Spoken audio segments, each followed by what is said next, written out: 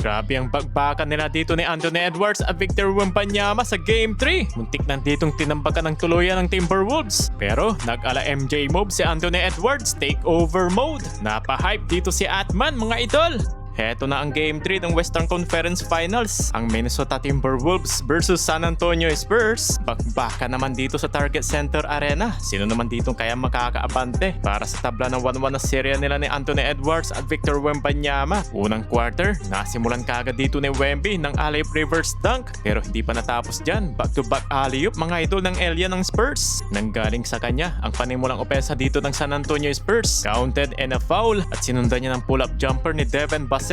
Maagang tinambakan ng home team mga idol, 11-1 start. Kaya naman, napa-timeout dito ang Timberwolves. Total of 9 points kagad dito si Wemby. Pero after ng timeout, opensa pa rin dito ng Spurs. Eto, Keldon Johnson, kumana ng 3 ang 6 man of the year. Maaga naman ditong ipinagpahinga si Anthony Edwards. Well, after nyan, umatake naman dito si Devin Vassell. Unti-unti pa ditong tinambakan ng home team mga idol. Iyawa naman dito ang crowd ng Wolves na nakapagtara ng first 3 of the night si Naz Reid. Pagtapos nyan, nagtuloy-tuloy pa dito yung momentum ng Timberwolves. Back-to-back field goal si Rudy Gobert. Magandang sinyalis to. Nakapagtala sila ng 9-0 run. Biglang baba na lang sa 6 points yung lead ng San Antonio Spurs. Napa-take over ng mga idol si Anthony Edwards. De'Aaron Fox, nice feed naman niya dito kay Keldon Johnson. Pero yun nga lang, hindi pa tapos dito si Anthony Edwards. Back-to-back triple. Clutch dagger 3-pointer. Tinapos niya ang first quarter na may 13 points. Lamang na lang ng 1 point ang Spurs, 23-22. Start ng second quarter, nanggaling pa rin kay Anthony Edwards ang field goal ng Wolves. Biglang bumaliktad na yung laban, lamang ng home team ng 3.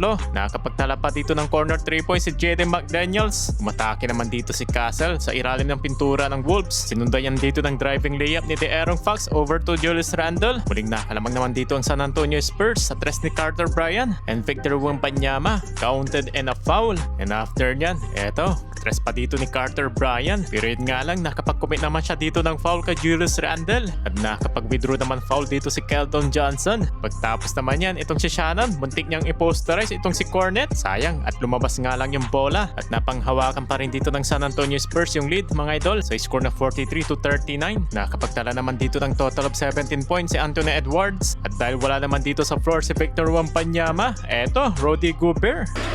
It's a drive inside the touch. Rudy.